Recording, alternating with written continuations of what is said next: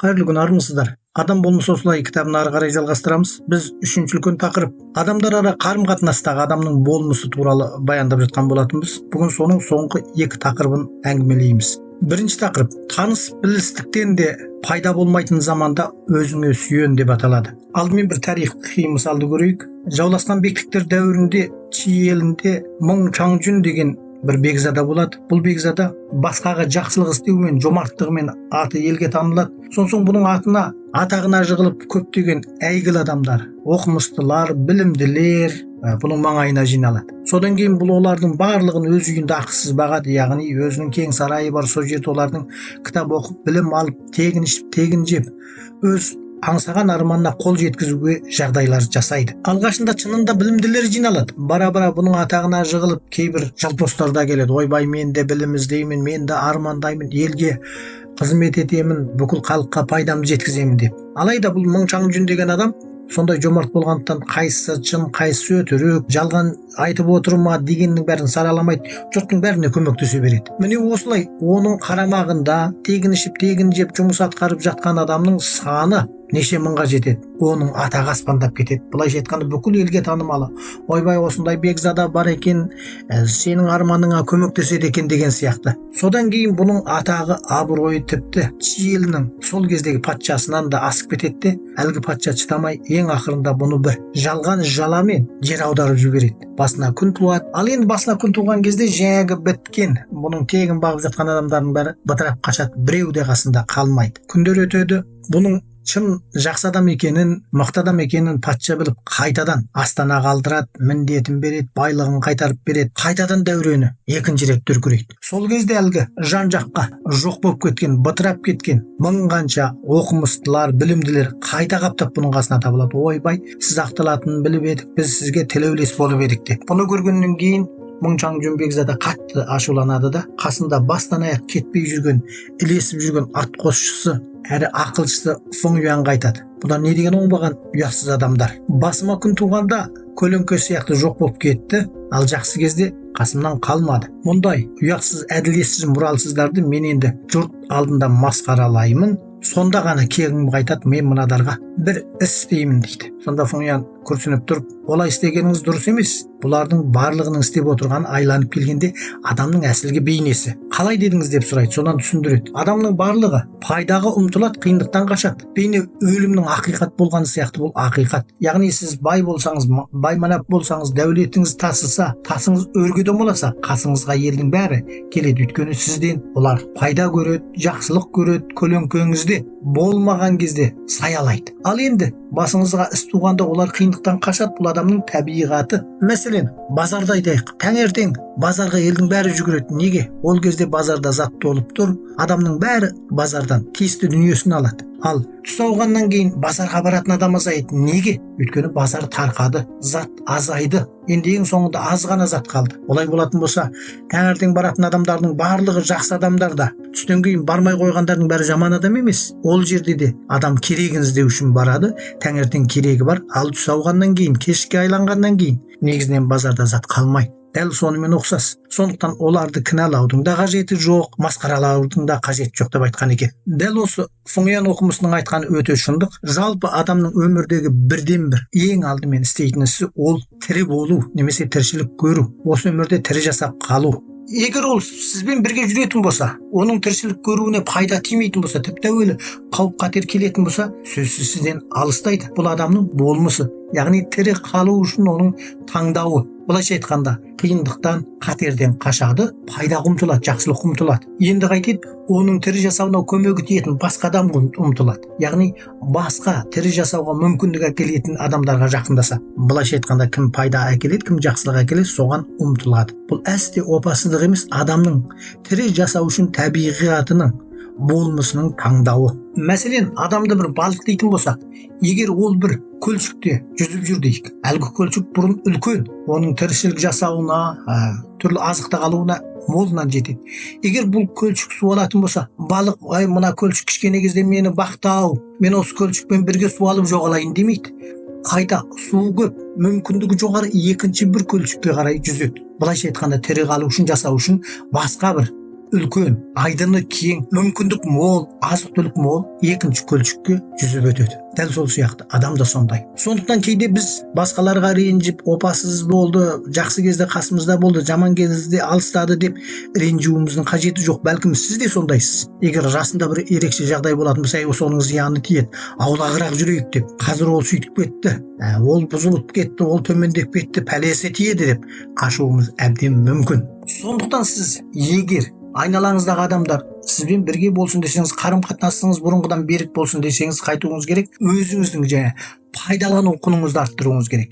Елге пайда жеткізетін, елге жақсылық әкелетін, қайта елге қиындық әкелу емес. Олай болса, өзіңіздің құныңызды жоғарылатудың қандай жолдары бар? Оның біріншісі, өзіңіздің ешкім орнын баса алмайтын қабілетіңізді немесе мүмкіндігіңізді арттырыңыз, жоғарылатыңыз, соны жетілдіріңіз. Енді ешкім орнын баса алмайтын ерекшелік, қабілет немесе күш-қуат, энергия дейміз бе, бұл не нәрсе? Кейбіреулер айтады, біреудің елден ерек білімі дейді. Олай емес. Автордың көзқарасынша біріншісі ол үш нәрседен тұрады дейді. Біріншісі сіздің ешкімге ұқсамайтын мінез-құлқыңыз, екіншісі біліміңіз, үшіншісі тәжірибеңіз. Осы үшеуінің қосындысы дейді. Яғни керемет дара мінез-құлық, бәлкім бұл қайсарлық болуы мүмкін, бәлкім бұл көп адамдарға жақымдылық болуы мүмкін, кішіпейілділік болуы мүмкін, ешкім ұқсамайды. Оған біліміңіз қосылады, оған тәжірибеңіз қосылады. Құр білімнің өзі де болмайды. Міне осы үшеуінің қосындысы сізді ешкім орнын баса алмайтын жерге алып келеді. Автор тағы бір мысал айтады, менің бір досым болды дейді, оқыған кезде елден ерек оқыды дейді. Өте озат оқыды, өте керемет болды, университетке, ең керемет университетке барды.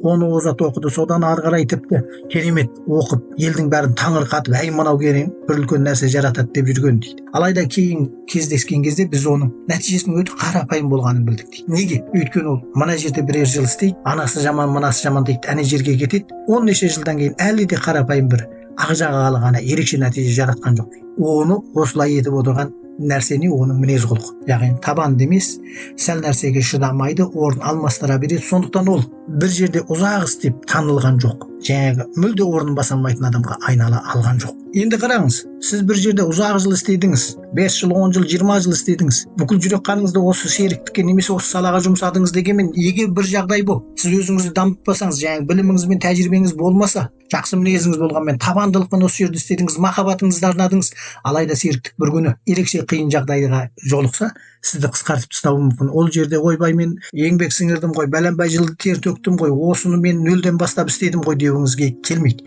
Өйткені серіктікке даму керек, серіктікке қашанда оған құндылық жарататын адам керек. Сондықтан тек жаңағы жақсы мінез ғана емес, білім ғана емес, осы үшеуінің қосындысы дейтініміз осы. Сондықтан сіз ешкім орнын баса алмасын десеңіз, елдің бәрі сізді құрметтейтін немесе елдің бәрі сіздің қасыңыздан кетпейтін адам болам десеңіз, алдымен бір саланың өте ерекше мықты маманы болыңыз. Ол маман білім мен тәжірибеден келеді. Бұл біріншісі. Екіншісі, мүмкіндіктің барынша жан-жақтылы болыңыз. Қазір серіктіктер дамитын кезде қайтеді, мүмкіндіктің барынша көп нәрсені істей алатын адам іздейді. Бір адам көп түрлі міндет орындай алса, мәселен, ол әрі тіл білетін болса, бірнеше шетел тілін, аударма істей алады төте, әрі бір нәрсені жаңағы бухгалтер болатын болса есеп, әрі финанс болса банкенің жұмысын біледі деген сияқты. Егер ол бір бухгалтер іздесе, жаңағы тіл білетін, банкенің жұмысын білетін, мына салықтың, бәжінің жұмысын білетін, жаңағы басқа тілді де білетін, тіпті әуелі машинеде айдай алатын шопырда қажет емес. Осы сияқты бірнәрсе қабілеті болатын болса, әрі өзі ерекше, жаңағы бухгалтерлік жағында ерекше маман болса, жаңағы қосымша осындай көп нәрсесі болса, ол адамды орнын ешкім ала алмайды. Сондықтан сіз ешкім орныңды баспасын деп ойлайтын болсаңыз, онда осындай бір саланың маманы болыңыз. Екіншісі, жан-жақтылы болыңыз. Екіншісі, сіз маңызды құнды орынға ұмтылыңыз. Яғни өзіңіздің құныңызды арттыру үшін, адамдар ара қатынаста құндылыққа жету үшін маңызды, құнды сондай орынға ұмтылыңыз. Автор тарихи мысал алады. Неге Жугулян өмір бойы Лю Бидің құрметіне бөленеді? Өйткені Жугулян әскер жағындағы үлкен мықты маман, ақылшы, әскер басқарады. Егер соғыс біте қалса, онда бәлкім Жугулянның орны болмауы мүмкін. Ел басқаруда ол жаңағы әскери ақылшыдай мықты ма жоқ па білмейміз. Сондықтан да сізде міне осындай өте маңызды, құнды орынға ұмтылуыңыз керек. Яғни өзіңіздің бойыңызда жаңа елден ерек қабілет бар. Егер бұл қабілетті сіз көрсетпейтін болсаңыз, онда сіздің тағы да құныңыз, орныңыз жоғары болмайды. Ойбай, қаптағы біз тесіп шығады, алтын қашанда жарқырайды деп, бәрін үйреніп, бәрін біліп, бәрін қабілет қылып дайындап, шалқаңыздан түсіп, біреу кеп мені көреді, біреу кеп мені әспеттеп жоғарыға шығарады, немесе қызмет барысында мынаны істемеймін, мен шарт жағдай жаралғанды істеймін, мен керемет нәрселер болған кезде ғана істеймін деп жатсаңыз, онда сіздің тағы да орныңыз жоғары болмайды, құныңыз әйгіленбейді. Алтын екесіз бе? Онда алтын екетіңізді әйгілеңіз. Автор осы жерде бір мысал алады. Өзінің сабақтасы 3 жылда 5 рет дәрежесі өскен екен. Ойлаңызшы, 5 рет аз кездесетін жағдай. Неге? Ең алдымен біріншісі оның қабілеті елден ерек. Біз жаңа айтқан дара қабілеті бар, өз саласының маманы, бұл бірінші артықшылығы өсуіне. Екіншісі, ол өзіне берілген міндетті ғана орындап, өзінің көлемінде жұмыс істемейді екен. Ойбай, мен мықтымын деп жатып алмайды екен. Қайтеді, әрқандай бір қиын қызмет болса, маңызды қызмет болса, елдің бәрі қасқалақтайтын қызмет болса, атылып алға шығады екен. Бұны мен істеймін, болды, мен осында бармын деп. Үшіншісі, жоғары жақ тапсырған міндет болатын болса, жоғары жақтың арнайы, әсіресе неғұрлым жоғары жақтың арнайы берілген тіке тапсырған міндеті болатын болса, осындай жұмыс болатын болса, атылып алға шығады екен. Өйткені бұны орындасаңыз, жоғары жақ сіздің атыңызды біледі, мына міндетті мына адам орындады. Үшіншісі, жоғары жақ әсіресе үлкен басшы ерекше мән берген қызмет болатын болса, сол қызметке, сол міндетке болмағанда қатынасады екен. Бір мүшесі болып, бір группа істей келе жатса, болды, мен мынаған қатынасам деп. Бұлайша айтқанда өзін қарбаластыққа салады, маңызды, мәнді, өте құнды қызметтердің барлығына өзін салады. Бұл менің міндетім емес деп қашқалақтамайды. Содан кейін әрқандай маңызды жерде кім бар? Осы адам бар. Ойбай, бір мықты екен деп 3 жылдың ішінде 5 рет дәрежесі өскен екен. Міне осыдан біз мынаны қорытындылаймыз. Адамдар ара қарым-қатынаста ойбай, біз басқалар менің жақсылығымды білмеді, мені қадірлемеді, адамдардың барлығы оңбаған, екі беткей деп зияндалушы психологиямен немесе зияндалушы ойлауменен елді кінәлай бермей, оның орнына өзіңізді құдіреттендіріңіз. Өзіңізді құдіреттендіру үшін бірінші, ешкім орныңызды баса алмайтын қабілетіңіз болсын. Екінші, маңызды орын, құнды орынға ұмтыла біліңіз. Сонда сіз мәңгі ерекше құнды адамға айналасыз, айналаңыздан ешкімде кетпейді, бәрі сіздің қасыңызда болады. Адамдар ара қарым-қатынаста ырықты боласыз. Бұл біздің бірінші айтарымыз. Бүгінгі екінші айтарымыз неке туралы. Неке қатынасы құндылықтардың тепе-тең болу қатынасы. Көп адам неке қатынасын құндылықтардың айырбасы дегенге қосылғысы келмейді. Ойбай, ол махаббат, ол сүйіспеншілік, біреу үшін құрбандық беруге баратын, жанның рухани әлемінің тоғысуы деген сияқты сөздер айтады. Мейлі, осы сөздер бар дейік, тіпті сүйіспеншілік деген нәрсе, махаббат деген нәрсе, жаңағы рухани тоғысу деген нәрсе болғанымен, ең алдымен неке де қарым-қатынастың бір түрі. Адамдар ара қарым-қатынастың бір түрі. Адамдар ара қарым-қатынастың барлығы ең негізгі тағаны ол құндылықтардың алмасуы. Сіз бір құндылық жаратасыз қарсы жаққа, қарсы жақ сізге құндылық жаратады. Сондықтан сіздер қарым-қатынас жасайсыздар. Бәлкім жаңағы махаббат деген нәрсе, сүйіспеншілік деген нәрсе бар шығар, ал олар тағанның үстінде болады. Сондықтан ең алдымен неке қатынасы дәл келген құндылықтардың тең болу қатынасы. Сондықтан неке қатынасы былайша айтқанда екі жақ өзара бір-біріне мүдде келтіретін, пайда келтіретін селбесу қатынасы. Пайда, мүдде деген сөзді естіп, тағы да қарсы шығасыз, ойбай, олай емес. Топ-тонық сүйіспеншілік, ешқандай пайда ойлаған жоқпын деп. Сіз біреуге ғашық болуыңыздың өзі ол мүдде. Бәлкім сіз оның бойынан сізді ұнататын бір эстетикалық талғамыңызға, сұлулық талғамыңызға сай келетін әдемілікті көрген шығарсыз, немесе оның бойынан сіздің көңіл күйіңізге шаттық әкелетін бір психологиялық қасиет көрген шығарсыз, немесе сіздің құн көзқарасыңызға лайық келетін бір оның бойында құн көзқарас, қасиет немесе кіріс дейміз бе, осыларды көрген шығарсыз. Немесе осы үшеуі де бар. Содан кейін барып сіз оны ұнатасыз, оны жақсы көресіз, жаңағы махаббат болады, неке болады. Сондықтан айланып келгенде махаббат деген жақсы көрудің арғы жағында да осындай бір мүдде жатыр. Сіздің бір қалауыңызға сай келетін. Енді махаббат дегенге келейік. Махаббат туралы психологтар көп зерттеген, осының ішінде ең табан тіреп қазір біршама кең таралғаны 3 фактор дейді махаббатты құрайтын. Оның біріншісі лапылдаған сезім, асқақ сезім, әсерлі сезім, ерекше сезім деп айтуымызға болады. Біріншісі сезім. Екіншісі етене жақындық, бірге болу. Үшіншісі уәде. Осы үшеуінің тоғысынан махаббат туындайды. Махаббаттың бірінші фактор ол лапылдаған сезім. Яғни бір көргеннен ғашық болу дейміз, ұйықтай алмау дейміз, анау тамағынан ас өтпей қалды дейміз. Әйгілі Жүсіп Зылихадағы сұлулығын көрген кезде қолын турап отыратын Жүсіптің, осылардың барлығы саусақтарын тураған білмей қалады екен. Ойлаңызшы, тамақ турап жатқан адам пышақпен өз саусағын кесіп жатыр, ауырсынғанды білмейді. Осындай біреуге әсерлі сезімде болу, бұл махаббаттың бірінші шарты. Енді биологиялық тілмен айтсақ, гормонның тасуы. Оны көрген кезде гормоныңыз тасиды, бүкілдей басқа күйге ауысасыз, махаббаттың бірінші сатысы. Енді екіншісі етене жақындық. Бірге болу, бірге жұмыс істеу, немесе жақын отыру, қолын ұстау, құшақтау, аймалау дегендей. Бұлар махаббатты тіпті тереңдете түседі. Сүйіспеншілікті тіпті ары қарай арттырады. Ал үшіншісі уәде. Бірге болу туралы, бұдан кейін бірге тұрмыс кешіру туралы. Енді осы үшеуі әбден орныққаннан кейін уәдені орындау барысында некеге ұласады. Енді некеленгеннен кейін, мәңгі бірге болғаннан кейін, енді алғашқы жаңағы әсерлі сезім, лапылдаған сезім, өртенген жүрек дегендер біртіндеп басылады. Енді оның орнына сіз бара-бара қайтесіз, қарсы жақтың көптеген бұрын байқамаған кемшіліктерін көресіз. Отырса опақ, тұрса сопақ, әлгі қазақтың сөзі. Қыз кезінде бәрі жақсы, жаман қатын қайдан шығады дегендегі жағдай туылады. Әсіл ол бұрыннан солай, сіз байқамағансыз, өйткені махаббатқа лапылдаған сезімге беріліп жүргенде оның бойындағы кемшілікті көрмегенсіз.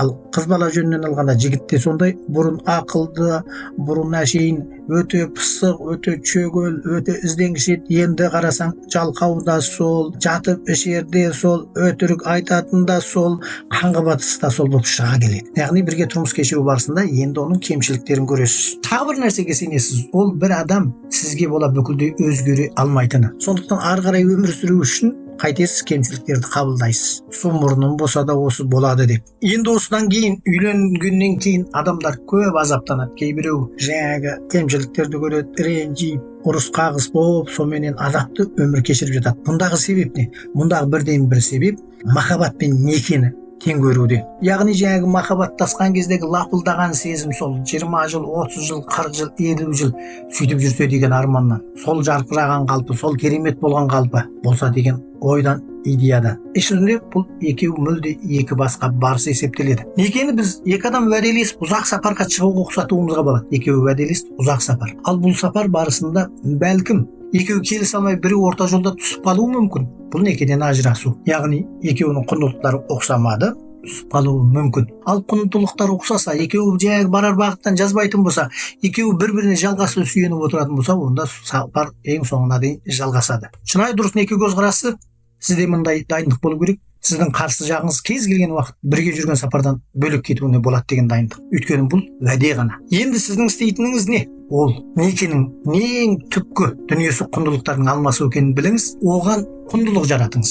Ал көп адам қайтеді, көп адам неке барысында бір ғана нәрсені ұстайды, қарсы жақ менен алыстамас екен дейді, соң оған жабысып алады, қорқытады, аңдиды, телефонын тексереді, жылайды, өлем дейді, жетем дейді, ешқып соны байлап қатап қасына ұстағысы келеді. Онымен неке ары қарай жалғаспайды. Не азапты болады, не ең ақырында екеуі бір-бірін әбден жарақаттауы мүмкін, не басқалай бір қиын жағдай туылуы мүмкін. Оның орнына біздің дұрыс ұстайтын көзқарасымыз бұл уәделескен, бірге кешкен сапар, кез келген уақытта кез келген адам бұл сапардан бөлек кетуіне болады. Ал бірге жүру үшін сапарда сіз қайтуыңыз керек, оған құндылық жаратуыңыз керек. Былайша айтқанда, осы сапарда сіз оған қажеттілік туғызуыңыз керек. Әрқандай уақытта ол қажетсінетін, сізден өзінің қажетін, жаңағы құндылықтарын, жаңағы мүдделерді ала алатын адамға айналуыңыз керек. Сондықтан махаббаттың түп негізі, некенің түп негізі қажеттілік. Ол сізден түрлі қажеттіліктерін ала алды ма, сіз бере алдыңыз ба, онда бұл неке ары қарай жалғасады. Сондықтан сіздің істейтініңіз қарсы жақты өзгертем деп